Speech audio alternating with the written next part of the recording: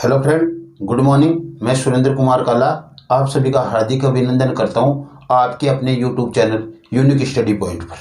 और आज की जो सवालों की सिलसिले की क्लास में जो हम सवाल लेकर आए हैं वो आपके सामने स्क्रीन पर है। उन सवालों को हम कुछ समय में करने वाले हैं, जिसके पहले आप इस वीडियो को पूरा देखना और यदि आपको अच्छा लगे तो अपने साथियों के पास ज़्यादा से ज़्यादा शेयर करना। यदि आपने चैनल को सब्सक्राइब नहीं किया तो सब्सक्राइब करना और कमेंट करके हमारे को बताना कि आपको कैसा लगा। तो चलो ठीक है, हम आज के सवालों के सिलसिले के क्लास की तरफ बढ़ते हैं। तो पहला क्वेश्चन है, सभी क्वेश्चन किसी न किसी एग्जाम में आए हुए हैं, यह ध्यान रखना। पीछे के गत एग्जामों में आए हुए क्वेश्चन ही हम करवा रहे हैं सवालों के सिलसिले क्लास में। तो देखो, 2 sin square theta plus 3 cos square theta का न्यूनतम मान कितना होगा, कि इनका न्यूनतम मान छोटे से छोटा मान क्या प्राप्त होगा। देखो, इसका मान 0 करेंगे और इसका मान 1 करेंगे तब तो हमें 3 प्राप्त हो जाएगा।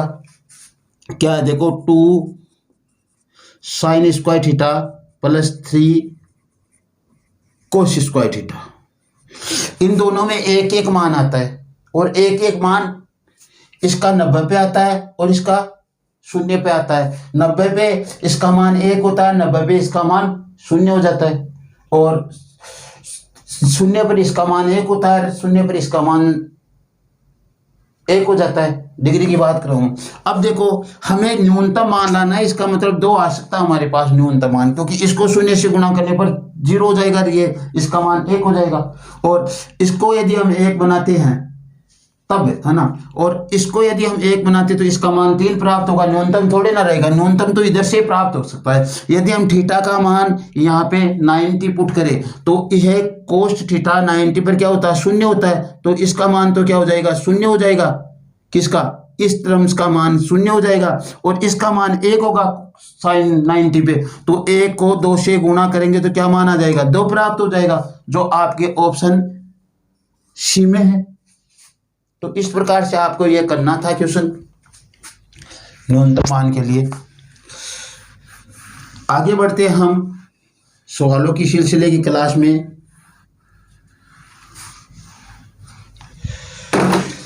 अब देखो, यदि एक कुंड का 3/5 भाग 1 मिनट में भर जाता है तो शेष कुंड कितने समय में भरेगा। एक कुंड है, उसका 3/5 भाग क्या होता है, 1 मिनट में भर जाता है, तो शेष भाग कितने में भरेगा। देखो, 3/5 की कहानी समझना पहले। तो 3/5 की कहानी क्या है, ये 3/5 है। पूरा कुंड का जो भाग किया गया है, पूरे कुंड का, वो तो क्या है, 5 भाग है। और उसमें से कितने भाग, 3 भाग कितने मिनट में भर जाते हैं, 1 मिनट में भर जाते हैं। तो 3 भाग भरते हैं कितने मिनट में, 60 सेकेंड ले लो उसको, 1 मिनट को 60 सेकेंड में भर जाते हैं। तो एक भाग कितने में भरेगा, 20 सेकेंड में भर जाएगा। एक भाग कितने में, 20 सेकेंड में। तो क्या करना हमें, शेष भाग कौन सा बना, 5 - 3। शेष भाग तो यही होगा, शेष भाग 5 - 3 होगा, क्योंकि 5 में से 3 तो भर जाता है, शेष बचेगा जो 2 बचेगा। 5 - 3 का मतलब 2 कितने में भरेगा, तो 20 × 2 सेकेंड में भर जाएगा और ये आपको 40 सेकेंड प्राप्त हो जाएगा। क्या हो गया, 40 सेकेंड में शेष भाग भर जाएगा और वो आपका ऑप्शन डी है। देखो, 5 भाग पूरे कुंड के किए गए, उसमें से 3 भाग कितने में, 1 मिनट में भर जाता है। तो 3 भाग 1 मिनट में यानी 60 सेकेंड में भरते हैं। 3 भाग 60 सेकेंड में, तो एक भाग कितने में भरेगा, 20 सेकेंड में। तो शेष भाग भरने की बात कह रहा कि जो बच गया वो भाग कितने में भरेगा। तो शेष तो 2 भाग बचे, 3 तो पहले भर गए थे, 2 भाग और बनने में, तो 2 भाग कितने में भरेगा, 40 सेकेंड में भरेगा। शेष भाग की बात की है। यदि पूरे कुंड की बात करता तो हम यहाँ पे 5 का मान निकालते और ये 100 मिनट हो जाती, 1 मिनट 40 सेकेंड हो जाती उस समय। लेकिन हमें शेष भाग के लिए बोला है, तो शेष भाग को आपने इस तरीके से निकालना है, 2 का मान। अब बढ़ते हैं हम सवालों के सिलसिले के आगे के सवाल की तरफ। अब देखो, आगे का सवाल क्या है, आगे का सवाल है कि तीसरा सवाल, कोई धनराशि 25 वर्ष में कितनी हो जाती है, तिगुनी हो जाती है। तो साधारण ब्याज के दर ज्ञात करो। ध्यान देना, यहाँ पे मैं लिखता हूँ P और यहाँ पे लिख देता हूँ ए। मूलधन और मिश्र धन कितने वर्ष में है? 25 वर्ष। समय कितना हो गया? 25 वर्ष हो गया। और क्या हो जाता है 25 वर्ष में? क्या हो जाता है, यदि ये एक था तो कितना हो जाएगा? 3 गुने का मतलब 3 हो जाएगा। यानी रुपया 1 रुपया था, उसका 3 रुपया हो गया 25 वर्ष में। तो ब्याज कितना होगा भैया? ब्याज,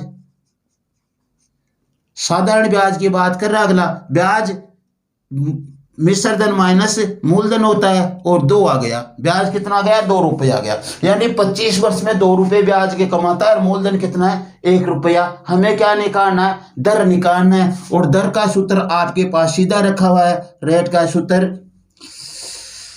क्या होता है? ब्याज गुणा 100। क्या होता है? ब्याज गुणा 100 बटा मूलधन गुणा समय। ठीक है, सब दिए हुए हैं इसमें, तो निकालो।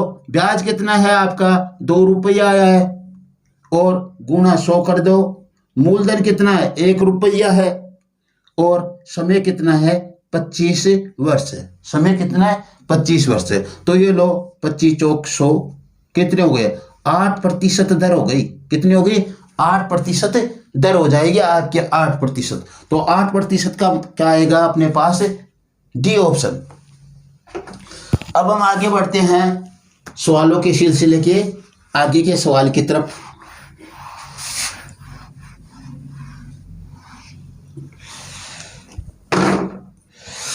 आठ पुरुष एक काम को 24 घंटे में पूरा करते हैं, तो 12 पुरुष इसी काम को कितने घंटे में पूरा करेंगे? कि 8 पुरुष एक काम को कितने में? 24 घंटे में पूरा करते हैं, तो 12 पुरुष उस काम को कितने घंटे में पूरा करेंगे? यदि ऐसा क्वेश्चन आपको दिया गया है तो आपको क्या करना है? 12 पुरुष कितने घंटे में करेंगे, इन दोनों का गुणनफल कर दो और उसमें 12 का भाग दे दो। 8 गुणा 24 बटा 12 और 12 दूना 24 कितने आ गए? 8 दूनी 16 घंटे में। कितने घंटे में? 16 घंटे में। और इसका ऑप्शन आपके पास क्या होगा? डी। ऐसा क्वेश्चन आता है तो आपको इन दोनों को गुणा करना है और 12 का भाग देना। क्या कह रहा है? 8 पुरुष 24 घंटे में करते हैं, 12 पुरुष कितने में करेंगे? तो इन दोनों के गुणनफल में इसका भाग देना है। बस इतना ही करना है। तो कितना आ जाएगा? 16 घंटे में वो काम पूरा कर लेंगे 12 पुरुष।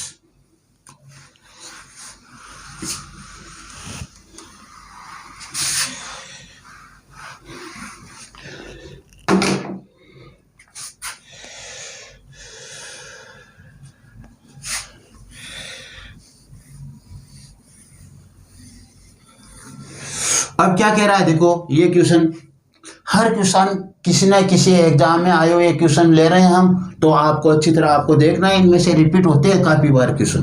क्या है? x प्लस 1 बटा x का मान आपके पास 3 है, तो हमें निकालना किसका मान है वो ध्यान दो। हमें निकालना है x क्यूब प्लस 1 बटा x और बटा x square minus x plus 1, इसका मान हमें निकालना है।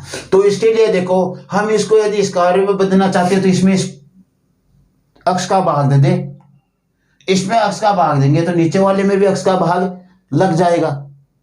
ठीक है, तो दोनों में x का भाग दे देते हैं। अभी बात हमारे पास स्थिति स्पष्ट हो जाएगी।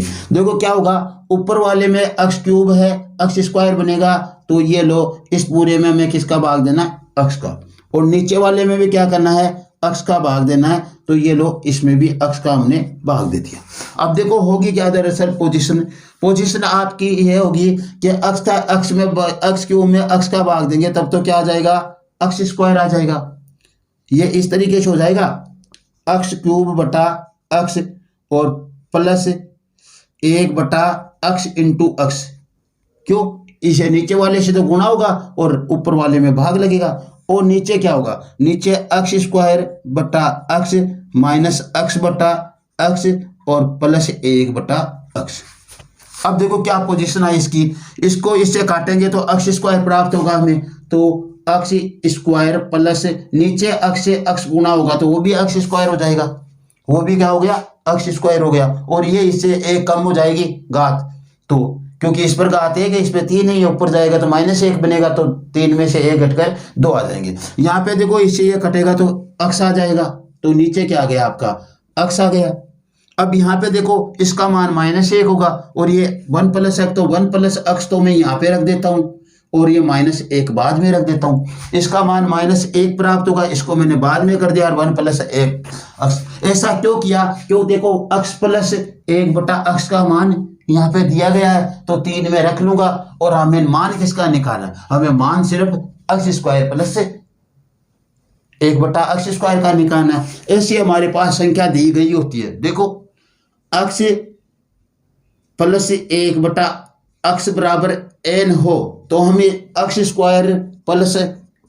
1/x² का मान निकालते तो हमारे पास उत्तर होता है n² - 2। n² - 2 इसका सूत्र होता है। तो n² - 2 रखेंगे तो देखो क्या हो जाएगा, यहाँ पे 3 का स्क्वायर -2 बराबर 9 - 2 बराबर 7 हो गए। कितने हो गए? 7। तो यहाँ पे मैं इसका सीधा मान क्या रख दूंगा 7, और x + 1/x का मान यहाँ पे दिया गया आपको कितना 3 - 1 कितना गया 7/2, और ये आपका ऑप्शन होगा सी। तो आज की क्लास में इतना ही। यह क्लास आपको कैसी लगी? यदि अच्छी लगी हो तो इसे ज़्यादा से ज़्यादा अपने साथियों के साथ शेयर कीजिए और कमेंट करके हमें बताइए। आप अपना सपोर्ट हमें करते रहिए। यदि आपने चैनल को सब्सक्राइब नहीं किया तो सब्सक्राइब कीजिए और अपने साथियों से भी करवाइए। Okay, thanks.